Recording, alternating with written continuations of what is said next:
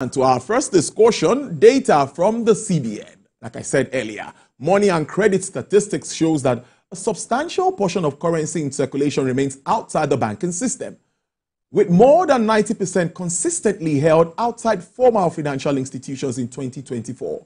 The data revealed that currency outside banks surged to 4.29 trillion naira in October 2024, accounting for 94.3% of the total currency in circulation of 4.5 trillion naira.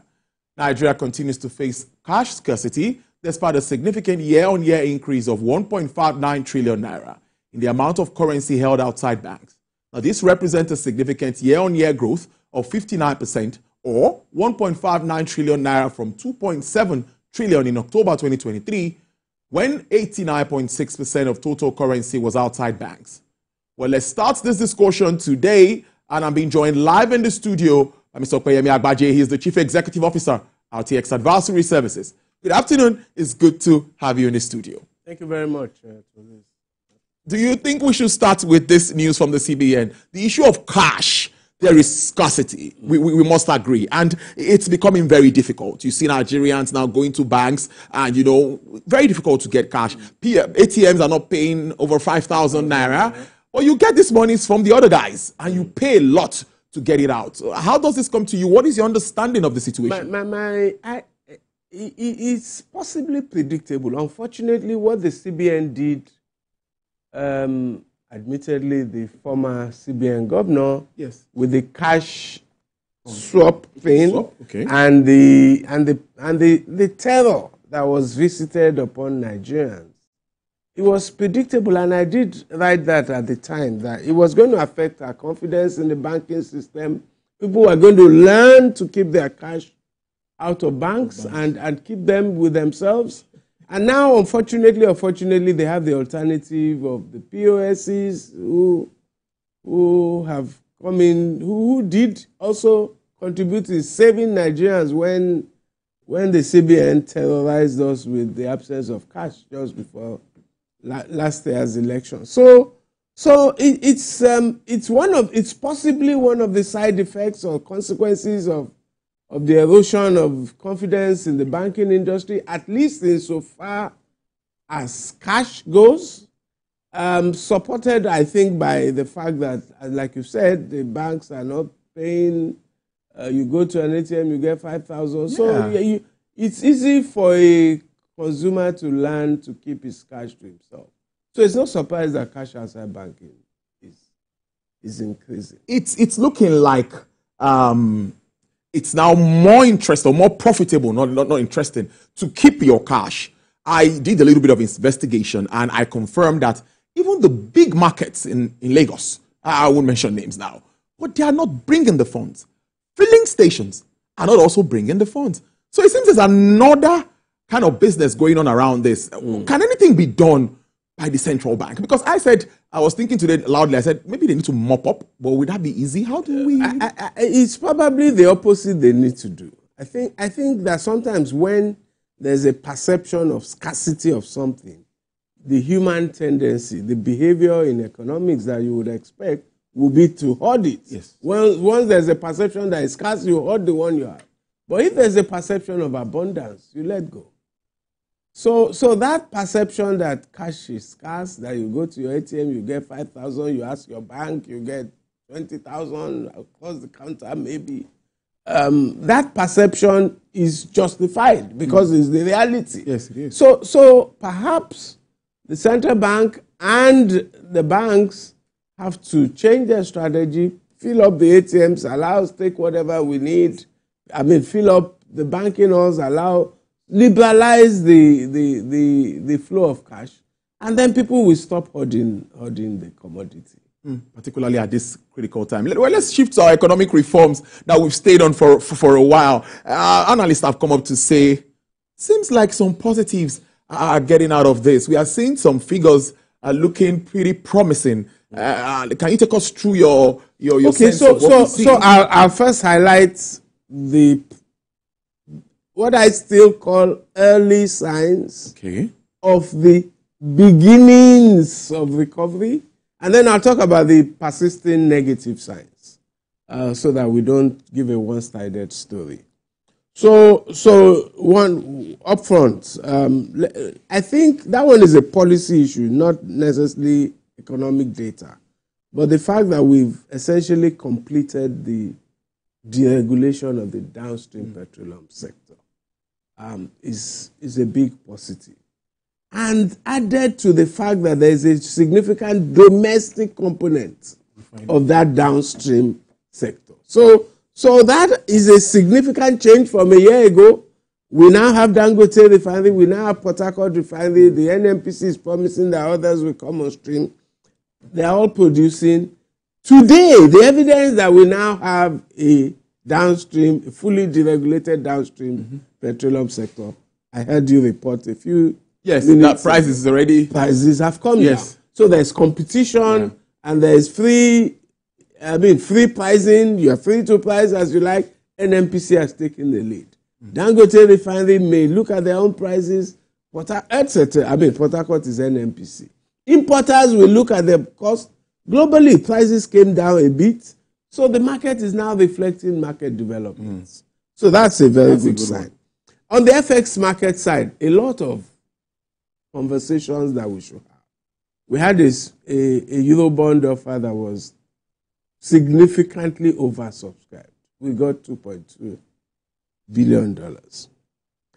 We did earlier a domestic Nigerian dollar bond that was also significantly oversubscribed. I think we have had in recent weeks what I would call positive volatility, to the extent that we saw rates shift downwards for the naira. Naira suddenly gained against the dollar. It's not yet stable. You can't yet call it a trend. It's not yet clear that it's not seasonal. It appears to be tied to the new system that the central bank, the new trading system, matching system that the central bank has introduced, etc. But that's positive. It's the first time that we see rates appreciating for the naira. Thirdly, we've had, if you look at GDP data, so we've seen GDP for Q3. For the first time, we've seen GDP growth inch up 3 quarters in a row. So Q1, Q2, Q3. All of them were higher than the preceding quarter, and all of them were higher than the preceding period last year. So that looks like positive. Now, the data is still quite, the rate of growth is still quite small. Yeah, it is. Today, 3.46 at for GQ3 GDP, 3.46 is still well below an adequate growth rate for Nigeria's GDP, given the levels of poverty, infrastructure, all of that, unemployment and all. We still need higher growth. And the target has to remain somewhere between 6 and 8%. That had become the norm under from 2000 to 2014. We had steady growth around 6 to 8%. That should be our target. So, but you have to inch up there. So that's also positive. And if you look at sectors, if you look at all the economic sectors, and what I noticed about Q3 was that no sector was negative. But of course, the growth rates are still not strong enough. Okay. So the fact that we have no major economic sector that is in recession, all of them are growing, but their marginal growth is that we don't find attractive. That's a positive. On inflation, inflation is the real big problem because it has been driven by FX, it has been driven by fuel prices, a lot, and to some extent, food inflation has been driven by insecurity. So maybe those are the 3 major drivers. But you may say that we appear to have exhausted our capacity to take actions that will further fuel inflation. So I think that we've spoken about fuel, the fully deregulated market, except something dramatic happens to the currency and to global oil markets, we expect stability. Yeah, true. We also expect that Nigeria's currency CBN insists it's overvalued. We will take that only when we see it, but at least it is no longer undervalued. I've listened to global analysts. I've looked at all the analysis. So no one can argue that our naira is undervalued. It's overvalued. The debate is whether it is undervalued or reflects true value, which means that the factors to drive further inflation. Yes, in the short term, this month, next month, maybe inflation. We saw data just today that November went up 34.6 or something. Current level. That's inflation for this month. Yes. So, but we don't think there's further. We don't have a long way to go before inflation peaks. In my view, we're close to the height, and then it will begin to decelerate. So, FX reserves have cost $40 billion. Yes, that's significant. That is both a financial and a good psychological threshold to get to. So we think that all the fundamentals in terms of the FX scenario are getting better. The final early positive sign I will refer to is trade data. The trading balance of trade data continues to show very strong positive trade surplus. So we are normalizing the economy on multiple fronts. Of course, there are negatives. Like I said, I would also refer to the negatives. The foreign debt situation. Yeah. The debt situation is a negative. I mentioned sectors. While they all are in positive, the growth rates are not impressive, especially of sectors like agriculture, 1.54%. That's not what we want agricultural sector growth to be. Manufacturing, 0.something%, just barely above water. That's not where manufacturing should be. Those are still signs of constrained growth. But of course, we still have inflation at 34.6, like I mentioned. That's not where we want to be. And I want to add the incidence of grid collapses, which has become like an epidemic as another significant negative. It's an issue. So on balance, if you wanted to take a balanced scorecard, the analysts will say we had very few positives earlier in the year. We now have, I think I reeled out 6 things that were seemingly positive. But our major deficits in security also persist to some extent. Oil production is another one I should mention. Going up. I believe I saw data that we almost met our OPEC quota. Yeah. I even heard today that Shell is doing something, I think, an increased production. So the signs that are positive are increasing. What needs to increase now is the optimism of our people. Indeed, Nigerians, what they've seen, considering the effect and the impact of this policy, is what is making many of them. So if we look at this, and I wanted to ask this question. The NNPCL, a lot has been going on around that space, particularly with regards to refining and all these that you've talked about. But moving forward, what positives should we really expect? I think that NNPC, and I believe the people in the organization know this. They don't have a good reputation with Nigerian people. The trust in the organization is very low. I think that is part of what Kyari has been grappling with when the audit was done and all of these issues. So if I were they, what I would focus on is corporate governance. Just building the governance systems of the organization, recognizing that the past is gone, but that we now have to build trust with stakeholders, especially because we're preparing this organization is now essentially a private entity. It's going to be dealing in private markets, and at some point soon, I hope it would be wanting to go into the markets for some equity offer. True. So we need to be able to trust your figures, trust the management, trust your quality of governance, trust whatever you say your strategies and plans are. for your offering to be successful whenever it comes. And I think it should come sooner rather than later. So for me, the big focus of the organization has to be around governance and transparency, recognizing that this is a new era in which it's building itself as a global private oil company, just like its competitors in Saudi Arabia, Brazil, Norway, and other places. And it has to be better governed. Very important. So let's almost finally, because it's always an interesting conversation, almost 20 minutes gone now.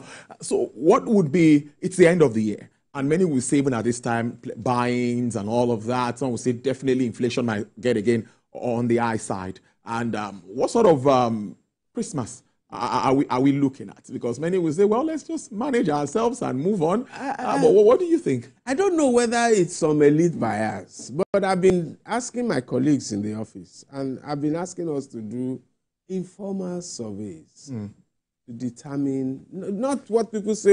I don't want to hear what people say, because I think Nigerians just say, this economy is bad. That one is predictable. But looking at their behavior rather than their speech. And behavior suggests that Nigerians are fairly resilient and doing quite well. The parties are not smaller. The weddings and the funerals are not smaller. The bars are full every Friday, Saturday. What do they call it? What's that word? The steez and the cruise. That's true. Are all on season. So I think Nigerians, and a friend of mine, a non-economist but very intelligent economic thinker, evidently, asked me yesterday. He posted to me. He has a petrol station. Okay. And he gave me data. He said, when they did the subsidy removal, our sales went down from 16,000 liters to 4,000.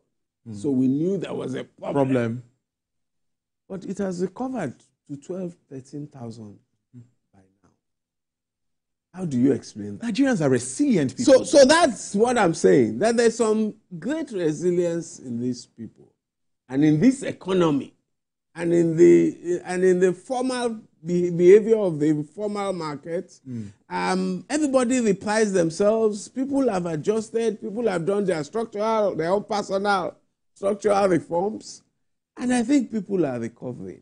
It may be now that may refer to the middle class and the upper class largely, but there is quite some resilience in this. And so I will rule Nigeria's economy out in the coming years, and I will rule Nigerians out. I think that we will still have a good Christmas. But we will continue to say things are bad, things are bad. Yes, so. Before I let you go again, let's take you back to, we've talked about what the CBN is doing, and pretty interesting. That handshake between the monetary and fiscal, we've talked about it many times, and everyone keeps talking about it. Does it look like we're having that now? You know what's happening with the tax bill, the back and forth around that, so... I'm praying. And this one for me goes beyond analysis. I'm praying that we allow good sense to prevail in the debates over the tax issues. I've looked at all of the tax reforms, whether it's the VAT or the personal income or the institutions around the sector. The logic of those reforms is compelling, in my view. It's even in favor of the poor. It's pro-poor, it's pro-states, it's pro-consumption, which is better for the states. Even on a regional basis, I'm not so sure it's not better for the North than the South, versus where we were coming from. So I'm just praying that we allow economics to prevail over politics concerning the tax bills. In terms of the conversation between fiscal and monetary authorities, I would like to believe that Mr. Edu and Mr. Cardoso, they come a long way. They should. I'll be surprised if they can't have a reasonable dialogue over policy. So you think that should be a done deal? I think it's better, certainly better, than it could have been when Mrs. Zainab and Mr. Emefiele were running things. I must thank you so very much. I think this is it's going to be like a Merry Christmas and a Happy New Year in advance. Merry Christmas. Yes. Merry Christmas, Nigeria. Thank you so much. I've been speaking to Mr. Okoyemi Agbaje there, who is the Chief Executive Officer, RTX Advisory Services. Interesting conversation as always. Thank you so much. Enjoy the rest of your day.